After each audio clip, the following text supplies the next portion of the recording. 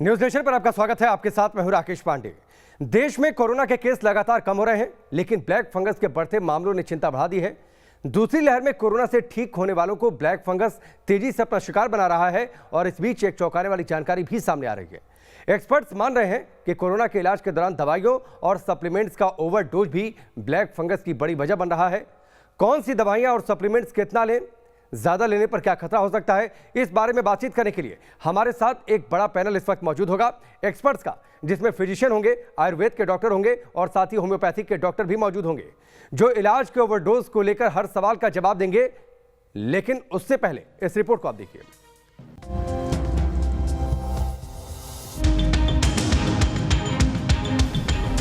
Corona के बाद black fungus ने कोहराम मचा दिया है। देश भर में अब तक ब्लैक फंगस के 9000 से ज्यादा केस सामने आ चुके हैं। शहर शहर ब्लैक फंगस का कहर देखने को मिल रहा है और ये काला फंगस तेजी से फैलता जा रहा है। देश में ब्लैक फंगस के कहर का अंदाजा इसी बात से लगाया जा सकता है कि देश के 15 राज्यों में ब्लैक फंगस को महामारी घोषित किया गया है। जिन राज्यों में ब्लैक फंगस महामारी घोषित हुई है उनमें हरियाणा, मध्य प्रदेश, हिमाचल प्रदेश, कर्नाटक, यूपी, पंजाब, गुजरात, तमिलनाडु, राजस्थान, ओडिशा, बिहार, चंडीगढ़, उत्तराखंड, तेलंगाना और छत्तीसगढ़ शामिल। कोरोना की अभी तक कोई कारगर दवा नहीं है। वायरस से बचने के लिए लोग इन दिनों तरह तरह के उपाय कर रहे हैं। विटामिन सप्लीमेंट से लेकर एंटीबायोटिक और स्टेरॉयड तक घर पर ही ले रहे हैं और कोरोना से ठीक होने वाले मरीजों को अब ये ब्लैक फंगस तेजी से शिकार बना रहा है। ऐसे लोगों को जिनमें इम्यूनिटी कम है, ब्लैक फंगस के मामले उन लोगों में ज्यादा दिख रहे हैं जिन्हें डायबिटीज है और जिनका शुगर लेवल कंट्रोल नहीं रहता। कोरोना के इलाज में बड़े पैमाने पर स्टेरॉयड का इस्तेमाल हो रहा है। डायबिटीज के मरीज अब स्टेरॉयड लेते हैं तो उनका शुगर लेवल अनियंत्रित हो जाता है। ऐसे में स्टेरॉयड का ज्यादा इस्तेमाल ब्लैक फंगस इन्फेक्शन की एक बड़ी वजह माना जा रहा है। यूपी में ब्लैक फंगस के ज्यादातर केस उन लोगों में सामने आए हैं जो घर पर ही कोरोना का इलाज करा रहे थे। कुछ एक्सपर्ट्स मानते हैं कि ज्यादा मात्रा में जिंक सप्लीमेंट का सेवन भी ब्लैक फंगस का कारण बन सकता है। तो क्या घर पर इलाज और इलाज के दौरान ज्यादा सप्लीमेंट और स्टेरॉयड के इस्तेमाल की वजह से ब्लैक फंगस तेजी से फैल रहा है? इस वक्त माहौल ऐसा है कि लोग बिना डॉक्टरी सलाह के भी दवा लेने से नहीं हिचक रहे हैं। घर पर इलाज को लेकर भी भारी कंफ्यूजन है। कोई दिन में 4-5 बार काढ़ा पी रहा है तो कोई जरूरत से ज्यादा भाप ले रहा है। ब्लैक फंगस की वजह की जांच में जुटे एक्सपर्ट्स मानते हैं कि कोरोना के इलाज का ये ओवरडोज भी ब्लैक फंगस को न्योता दे रहा है। Team news nation. तो आपने ये रिपोर्ट देखी और सबसे बड़ा सवाल तो यही है कि जो सप्लीमेंट सब ले रहे हैं या फिर घर पर इलाज करवा रहे हैं, कहीं सप्लीमेंट्स दवाओं का ओवरडोज तो एक बड़ी वजह नहीं बन रहा ब्लैक फंगस का। 3 एक्सपर्ट्स हमारे साथ जुड़े हैं। सबसे पहले इनका परिचय आपसे करवाते हैं। डॉक्टर एम वली हैं, सीनियर फिजिशियन। राम कुमार वर्मा है जो कि आयुर्वेदाचार्य हैं और साथ ही डॉक्टर आशीष सिंह हमारे साथ जुड़े हैं जो कि होम्योपैथी के एक्सपर्ट हैं। आप तीनों का बहुत बहुत स्वागत है। सबसे पहले डॉक्टर एम वली, मैं आपसे शुरुआत करता हूं। जो इलाज लोग घर पर कर रहे हैं, जो दवाएं इस्तेमाल में आ रही हैं, क्या उन दवाओं की वजह से ब्लैक फंगस तो नहीं हो रहा? कोई साइड रिएक्शन तो नहीं? देखिए, बहुत बड़ा डिस्कशन है। कई दिन से आप लोगों को समझा रहे हैं और बड़ी अच्छी बात है। ये फाइनरीज इसकी डिस्कस कर रहे हैं और काढ़ा जो है उसके बारे में वैजी बताएंगे। बहुत से लोग बहुत ज़्यादा काढ़ा ले रहे हैं और हम लोगों की जो जिंक है वो कैप्सूल्स ज़रूरत से ज़्यादा ले रहे हैं, तो इसके साथ साथ स्टेरॉइड्स ले रहे हैं। तो उसमें यह है कि शुगर जब बढ़ जाती है तो एसिडिक एटमॉस्फेयर हो जाता है बॉडी का, तो वो एसिडिक एटमॉस्फेयर में ये ब्लैक फंगस ग्रो करता है। एक बहुत इंपॉर्टेंट पॉइंट दूसरा आया है आज खबरों में कि जो ऑक्सीजन सिलेंडर्स हैं वो बहुत रखे हुए थे पुराने स्टोर्स में, वेल्डर्स के यहाँ, और बहुत जगहों पर स्टोर्स में ऐसे ही रखे हुए थे अनसुपरवाइज्ड। उनमें ऑक्सीजन भर भर के घरों में सप्लाई की गई है और उनकी कोई हाइजीन नहीं मेंटेन की गई है, तो उससे एक बहुत बड़ी तादाद में ब्लैक फंगस देखने में आया है। और ये वो सिलेंडर्स हैं जो सीरीज में हॉस्पिटल्स में भी जाके लगते हैं। जब कंपनी में सिलेंडर भरने जाता है तो वो उस पर कोई आइडेंटिफिकेशन नहीं होता है, तो मेरा सिलेंडर आपके घर चला जाएगा, आपका मेरे घर आ जाएगा, और वो काउंट और साइज उसका मेंटेन करते हैं। तो ये इस तरह से ये सर्कुलेट हो गया है ब्लैक फंगस, और बहुत ज्यादा इस पे शोध की जरूरत है। उन मरीजों का एक पूरा हिसाब बनाने की जरूरत है जिनको फंगस हुआ है, क्योंकि ये बहुत खराब बीमारी, डिसफिगरिंग बीमारी है, आंख निकालनी पड़ी है कुछ लोगों की, कुछ लोगों ने जान से हाथ धो बैठे हैं। 54% मोर्टेलिटी है, जैसे हमने परसों डिस्कस किया था। तो ये बहुत इंपॉर्टेंट एस्पेक्ट है जो आप डिस्कस कर रहे हैं इस वक्त। और ये जिस तरह से दूसरी दवाओं का भी जो इस्तेमाल है वैजी बताएंगे, हमने शायद डिस्कस भी किया है। तो जी। ये इस हर चीज की अति का, उन्होंने उस दिन दोहा पढ़ा था, हर चीज की अति बुरी है, तो अति किसी चीज की नहीं होनी चाहिए। निश्चित तौर पर अति किसी चीज़ की नहीं होनी चाहिए। और देखिए, हमारी कोशिश आज ये है, जो लोग भी इस वक्त न्यूज़ नेशन देख रहे हैं, हमारी कोशिश दरअसल ये है कि जो घर पर आप दवाएं इस्तेमाल करते हैं, बिना डॉक्टरी सलाह के दवाएं लेते हैं, या फिर कई सारे इम्यूनिटी बूस्टर्स जो मार्केट में हैं, आप उनका बिना किसी सलाह के इस्तेमाल करते हैं, कहीं उनका ओवरडोज तो आपके लिए खतरनाक नहीं बन रहा। डॉक्टर आशीष का हम रुख करते हैं। डॉक्टर आशीष, होम्योपैथी में कई सारे इम्यूनिटी बूस्टर्स हैं, क्या उन्हें बिना किसी सलाह के ले लेना सीधे वो ठीक है? देखिए, पहली चीज तो ये कि होम्योपैथी जो ट्रीटमेंट बेस्ड है वो इंडिविजुअलाइजेशन पर बेस्ड है। मतलब आपकी दवा किसी और के भी काम नहीं आ सकती और किसी और की दवा किसी और को काम नहीं आएगी। आपका कैसा केस है, कैसे सिम्टम्स हैं, क्या परेशानियां हैं, कैसी हिस्ट्री रही है आपकी अभी तक बीमारियों के साथ, ये सब जांच लेने के बाद ही किसी दवा का चयन करा जा सकता है। तो हमको ये समझना जरूरी है कि हर पेशेंट के लिए एक दवाई काम नहीं करेगी। मैंने ऐसे बहुत सारे केसेस देखे हैं जहाँ पे कोई वायरल मैसेज हो गया, लोगों ने उस दवाई के देना शुरू कर दिया। ऑफ कोर्स अगर आप ओवरडोजिंग करेंगे होम्योपैथी को भी तो उसके भी साइड इफेक्ट्स आएंगे आपको। तो बेहतर ये है कि अपने होम्योपैथिक फिजिशियन से ही आप सलाह लें। कोई भी दवाई आपको खाना है, किस तरह की डोजेज हैं, कैसे रिपीट होगा, किस पावर में लेना है, उनको बिना डॉक्टर की सलाह के ना लें। दूसरी चीज ये इम्पोर्टेंट है ब्लैक फंगस को लेकर कि लोग इसमें बहुत ज्यादा परेशान हो रहे हैं। इसमें फिर से वो दवाओं की तरफ जो हम गलतियां पहले करते आ रहे हैं, अभी भी वही गलतियां दोहरा रहे हैं कि उन्होंने इंटरनेट से या सोशल मीडिया पे या व्हाट्सएप पर कहीं पर कोई दवाई वायरल हो गई है, उसको वो फिर से अपना खरीदना शुरू कर रहे हैं। देखिए, ऐसा ना करें। ये वायरल इन्फेक्शन है, घातक है, आपको समझना होगा। अगर आपको कोई कोमॉर्बिडिटी, अगर आप किसी एंटी डिप्रेसेंट पर हैं, मतलब डॉक्टर आशीष, मोटे तौर पर हम बात समझे कि ऐसा कोई इम्यूनिटी बूस्टर नहीं है होम्योपैथी में कि हम सीधे बिना किसी डॉक्टरी सलाह के सिर्फ मेडिकल स्टोर पर गए, हमने वहां से ले लिया, उसका इस्तेमाल शुरू कर दिया। डॉक्टरी सलाह ले, उसके बाद ही उनका इस्तेमाल करें। बिल्कुल बिल्कुल, उसके बाद ही उनका इस्तेमाल करें। ठीक है, रामकुमार जी, मैं आपके पास आता हूं। देखिए, गिलोय अश्वगंधा ऐसी चीज है जिसका हर घर में इस्तेमाल हो रहा है, क्या उन्हें बिना किसी सलाह के ले लेना ठीक है? इसकी चर्चा होती रही है, अगर लोग ले रहे हैं तो कितना लें? देखिए, इस विषय पर पहले भी बात हो चुकी है। अभी हमारे होम्योपैथिक चिकित्सक जो हमारे साथ में, उन्होंने भी बहुत अच्छी बात की है कि बिना डॉक्टरी सलाह के कोई भी दवाई ना ले। अगर आप कोई भी दवाई अपनी मर्जी से लेते हैं, गिलोय बहुत अच्छी चीज है, पहले भी इस विषय पर बात हुई है, लेकिन ओवरडोज तो हर चीज की बुरी है। अश्वगंधा भी बहुत अच्छी चीज है, लेकिन अगर किसी को पहले ही, जैसे अभी हमारे सीनियर डॉक्टर वली साहब ने बताया कि एसिडिक है, किसी की बॉडी एसिडिक है, तो उसको अश्वगंधा की मात्रा बहुत कम मात्रा में दी जाएगी। अगर हमने उसको ज्यादा मात्रा में दी तो अश्वगंधा बहुत देर से पचने वाली औषधि है, ये गरिष्ठ होती है पचने में, तो एसिडिटी और ज्यादा बन जाएगी, यानी उसकी बॉडी और ज्यादा पैथिक हो जाएगी। कहने का मतलब और सार यही है कि अपने आप से कोई भी दवाई ना लें। अपने आप से दवाई लेना जानलेवा हानिकारक हो सकता है, अल्प ज्ञान हानिकारक होता है। इसके बारे में पहले भी एक कहावत है कि नीम हकीम खतरा जान।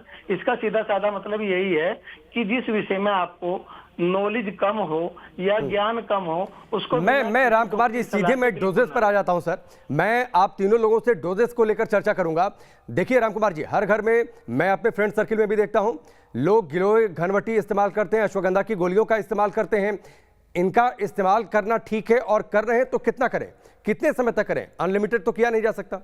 वही मैं बता रहा हूँ, इसका इस्तेमाल करना ठीक है, बजाय आप बाजार से गिलोय खरीद के लाने के, या तो अपने आप से गिलोय जंगल से या गमले से निकालिए, यानी हाइजेनिक होनी चाहिए, या फिर बनी बनाई किसी भी ब्रांडेड कंपनी की गिलोय घनवटी लीजिए।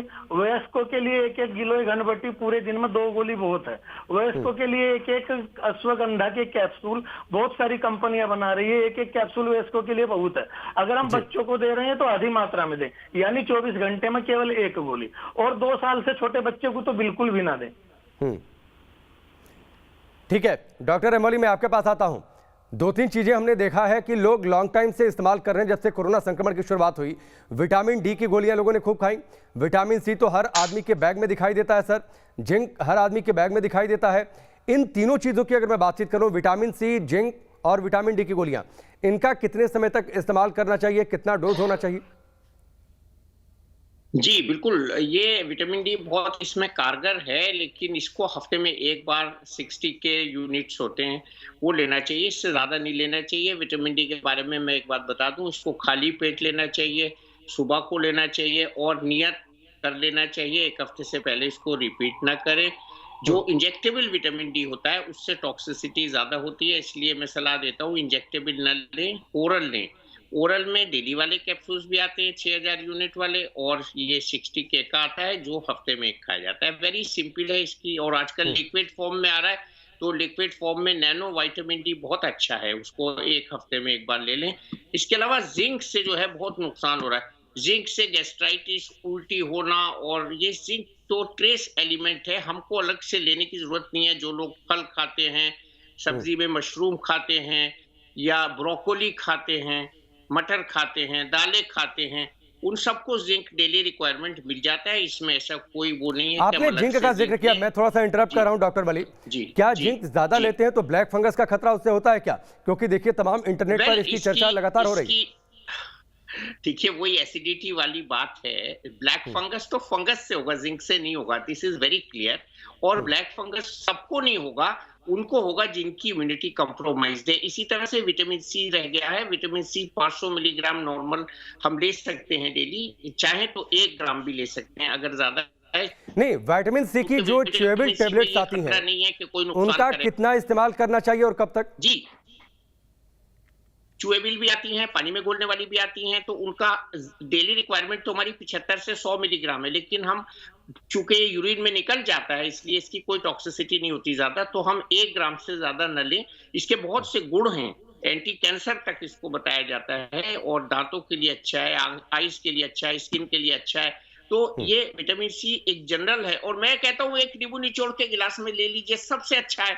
नेचुरल विटामिन सी लीजिए आप, खट्टे फलों में सब में है, तो विटामिन का ओवरडोजिंग नहीं करना है। और एक चीज मैं वैजी से परामर्श के साथ बताऊंगा, ये दालचीनी जो है काढ़े में बहुत ज्यादा जा रही है, तो इससे लोग आ रहे हैं लीवर डैमेज के, तो इसके लिए भी वैजी बताएंगे। मैं उनसे रिक्वेस्ट करूंगा कि इसको अनसुपरवाइज्ड इस्तेमाल नहीं करना चाहिए। तो हमारे पास ऐसे लीवर के डॉक्टर्स के पास केसेस आए हैं जिनमें लीवर फंक्शन डिस्टॉर्टेड है, और अमेरिका में एक केस जो है वो लीवर फेलियर का हुआ है सिर्फ पैरासीटामोल खाने से। तो पैरासीटामोल भी ज्यादा नहीं खानी चाहिए। तो ये सब चलिए, मैं ये सवाल वैद्य जी से करूंगा, लेकिन एक और दवा को लेकर मैं आपसे आपकी सलाह चाहता हूं। एजिथ्रोमाइसिन का खूब भरपूर इस्तेमाल हुआ है, लोग कई दिनों तक एजिथ्रोमाइसिन कब लें, कितना लें, साइड इफेक्ट क्या है सर इसका? मैं कहता हूं एजिथ्रोमाइसिन आप बिल्कुल ना लें जब तक कि आपको निमोनिया की शक ना हो, एक्सरे में स्पॉट, सीटी में स्पॉट ना हो। देखिए इसमें जो दवा कारगर है, सिर्फ एक दवा आइवरमेक्टिन है जो इससे रोकती है। उसके साथ आप अपना व्यायाम करें, डीप ब्रीदिंग करें, उल्टा लेटें, सांस गहरा लें, और शंख बजाएं, बांसुरी बजाएं, अपने लंग को स्ट्रांग रखें, तो ये आपका बहुत कामयाब नुस्खा है। इसके साथ जो दूसरी एंटीबायोटिक ज्यादा यूज हुई है पिछले दिनों, वो डॉक्सीसाइक्लिन है, एजिथ्रोमाइसिन भी यूज हुई है, और भी कई एंटीबायोटिक यूज हुए हैं। तो लेकिन ये एंटीबायोटिक तो आपको केमिस्ट को देना ही नहीं चाहिए unless there is a valid prescription. हमारे यहाँ ये बड़ी मुसीबत है कि केमिस्ट से लोग दवा ले आते हैं, तो ये सबसे बड़ा जो फॉल्ट हो रहा है, ये केमिस्ट लोग उनको तौबा कर लेनी चाहिए कि हम बगैर प्रिस्क्रिप्शन के बिल्कुल दवाई नहीं देंगे। ठीक है, मैं आगे बढ़ूं, लेकिन एक और सवाल सर आ गया मेरे पास। स्टेरॉइड लेना घर पर खतरनाक है। देखिए स्टेरॉइड कई कंडीशन में अनअवॉइडेबल भी है, लेकिन उसे कितना अवॉइड करना चाहिए, पैरामीटर क्या सेट होना चाहिए?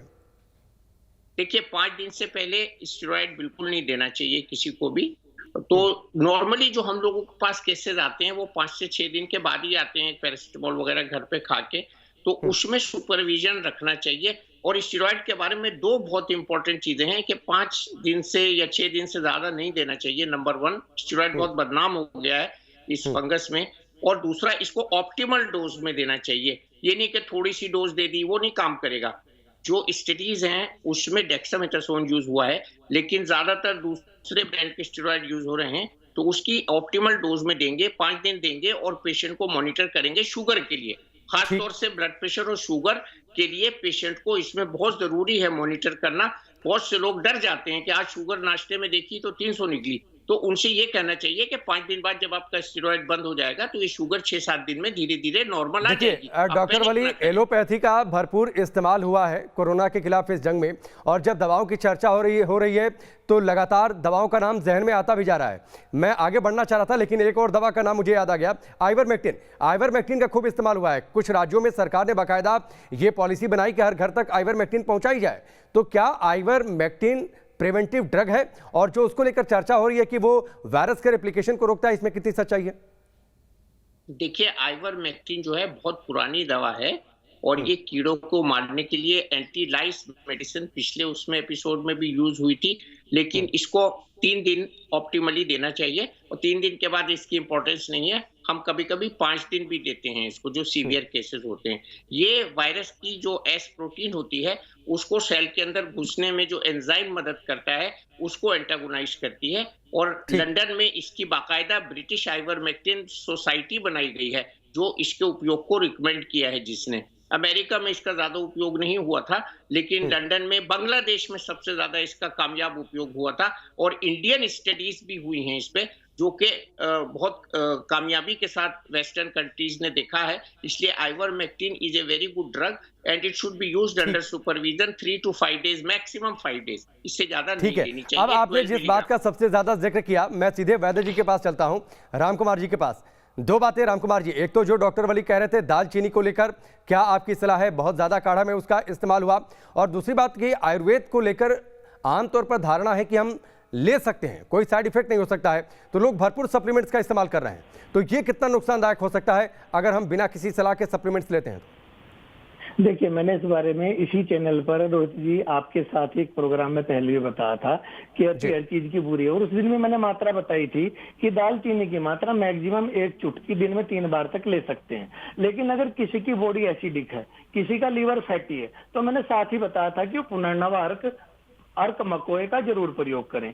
पुनर्नवा और मकोए 2 चीजें ऐसी हैं जो शरीर को डिटॉक्स करती हैं, ये फैटी लीवर में रामबाण की तरह काम करती हैं। और दूसरी बात ऐसी है, जो हम सप्लीमेंट फूड ले रहे हैं उनके दुष्प्रभावों को काफी हद तक ये दोनों चीजें कम करती हैं। ठीक है डॉक्टर आशीष, होम्योपैथी में जब से कोरोना आया सबसे पहले जिस दवा का जिक्र हुआ सर वो आर्सेनिक एल्बम 30 रही कि वो इम्यूनिटी बूस्ट करती है, अगर आप उसका रेगुलर इंटरवल पर इस्तेमाल करते हैं तो कोरोना या तो हो सकता है कि ना हो, अगर हो जाए तो बहुत माइल्ड सिम्टम होंगे। इस दावे में कितनी सच्चाई है? देखिए, 2 चीजें मैं यहाँ पे 2 उसमें डिवाइड करना चाहूंगा। अगर आप हेल्दी हैं, कोई बीमारी नहीं है, आर्सेनिक एल्बम आपके लिए बिल्कुल कारगर दवाई है। आप इसको, मैं डोजेस भी समझा देता हूँ फिर से, मैंने बहुत बार बोला इसी चैनल पर। आपको सुबह खाली पेट लेना है, 2-2 बूंदे करके लेना है, 5-5 मिनट के अंतराल से 3 बार। ऐसा 5 दिन के लिए करिए, उसके बाद 30 दिन के बाद फिर से रिपीट कर लीजिए। 5 दिन बहुत है आर्सेनिक एल्बम के लिए। पर अगर आप किसी बीमारी से ग्रस्त हैं, चाहे आपको लीवर डिजीज है, हार्ट डिजीज है, डायबिटिक है या अन्य कोई भी बीमारी है, तो बिना डॉक्टर के कंसल्टेशन के कोई भी दवाई आपको नहीं लेनी चाहिए। खासकर आर्सेनिक उस कंडीशन में मैं नहीं सजेस्ट करूंगा किसी के लिए भी। और ठीक है, बात एफिकेसी की, तो वो काफी एफिकेसिव है। ठीक है, बीच में एक दवा और आई थी सर, मुझे उसका नाम शायद स्पॉन्जिया टोस्टा दवा, इसका भी लोगों ने काफी इस्तेमाल किया है। देखिए, ऑफ कोर्स स्पॉन्जिया भी इसमें काफी कारगर हमारे लिए, काफी सारे केसेस इससे ठीक हुए हैं, लेकिन इसका मतलब ये नहीं है कि हर केसेस पे काम कर जाएगी। मैं वही समझाना चाहता हूँ कि होम्योपैथिक दवाइयाँ आपके सिम्टम्स के ऊपर, आपके इंड्यूलाइजेशन के ऊपर, आपके कैसे सिम्टम्स है, कितने दिन हो गए हैं, क्या प्रॉब्लम्स हैं, उसके बिना नहीं चेंज करा जा सकता। हाँ, स्पॉन्जिया भी एक दवाई है, पर मैं फिर से अनुरोध करूंगा आपके चैनल पे कि इसको बिना डॉक्टर की सलाह के ना खाएं। ठीक है, एक और दवा है शायद सर, मेरी आपसे फोन पर भी इस बात को लेकर चर्चा हुई थी, एस्पिडोसपर्मा है। इस दवा को लेकर यह कहा गया कि ये ऑक्सीजन लेवल को इंप्रूव कर रही है, अब तमाम स्टोर से ये दवा खत्म हो गई। देखिए, ये बिल्कुल जो हुआ था वाकई गलत हुआ था, और मैंने आपको भी शायद फोन पर इस बात के लिए बोला था कि जो दवाई का मैसेज चल रहा है गलत चल रहा है। इसको इस तरह से प्रमोट करा गया था कि ऑक्सीजन सिलेंडर को रिप्लेस कर देगी, ऑक्सीजन कर देगी। नहीं, ऑक्सीजन जो हमारी हुई है वो इन्फेक्शन की वजह से हो रहा है, वहाँ पे इन्फ्लेमेशन है, दवाई इन्फ्लेमेशन को कम नहीं करेगी। कुछ केसेस में कारगर है, बट वो बहुत मिनिमल केसेस हैं। अब मैं फिर से वही कह रहा हूँ कि इसमें ऐसी बहुत सारी दवाइयां हैं जो हमको ऑक्सीजन सप्लाई, मतलब ऑक्सीजन सैचुरेशन को ठीक करने के लिए, या जो इन्फेक्शन है उसे कंट्रोल करने के लिए, जो इन्फ्लेमेशन हो गया है, जो सूजन आ गई है, उसको खत्म करने में काफी सारी दवाइयां हैं। लेकिन एस्पिडोसपर्मा सिर्फ एक दवाई नहीं है, और ये खासकर उन केसेस में काम आती है जहाँ पे थ्रोम्बोसिस हो जाए या आपको कार्डियक कोई प्रॉब्लम हो, उसमें आपको सांस लेने में दिक्कत हो, ये खासकर उन केसेस में काम आती है। ठीक है सर। डॉक्टर वली, भाप लेना बहुत कारगर बताया गया और ये कहा गया कि अगर आप रेगुलर इंटरवल पर स्टीम ले रहे हैं तो आपकी इम्यूनिटी बूस्ट होगी, इसके साथ ही काफ़ी हद तक आप संक्रमण से दूर रह सकते हैं। कितनी बार लें, इस पूरे दावे में कितनी सच्चाई? देखिए, भाप से बहुत लोगों ने अपने गलों को जला लिया है। आपने एक चैनल पे देखा भी होगा, पुलिस स्टेशन में बाकायदा प्रेशर कुकर के अंदर से नलकी निकाल के सब लोगों के भाप लेने का इंतजाम किया गया था। और भी कई जगह ऐसे इनोवेशंस हमने किए हैं। तो भाप, देखिए, वायरस का इलाज भाप से कैसे हो जाएगा? सबसे पहली बात तो ये है कि वायरस का इलाज है ही नहीं अभी इस वाले वायरस का। तो हमारा सबसे अच्छा भाप के बारे में मैं अभी हाँ नहीं कहूंगा। एक आध बार स्टीम लेना तो हाइजीनिक है, लेकिन भाप इसका इलाज नहीं है, ना इससे रोकथाम कर रही है। आपको गले की हाइजीन रखनी है तो गार्गल कीजिए। देखिए, यहाँ जो सबसे अच्छा इलाज है, नहीं मैं बता दूं, जो अभी आया नहीं है, इसमें बलगम को पतला करने वाली कुछ दवाएं हैं। अगर हम उनको ले लें तो वो स्टीम जो काम करती है, इसलिए बलगम को पतला करने का ये काम करती है। ठीक है, और इसमें बाहर से कोई और चीज ना डालें। ठीक है डॉक्टर वली, वक्त इतना ही है जी, वक्त इतना ही है। आप बहुत बहुत शुक्रिया डॉक्टर आशीष, आपका भी हमसे जुड़ने के लिए। राम कुमार जी, आपका भी बहुत बहुत शुक्रिया और डॉक्टर वली, आपका भी बहुत बहुत शुक्रिया। काफ़ी उपयोगी सुझाव आपने दिए हैं कि दवाओं का कितना इस्तेमाल करें, कैसे इस्तेमाल करें, कितना डोज रखना चाहिए, क्योंकि अति किसी चीज़ की बुरी रहती है, ये आपको ध्यान रखना होगा। खुद से डॉक्टर मत बनिए, डॉक्टरी सलाह जरूर लीजिए। वक्त यहाँ पर ब्रेक का।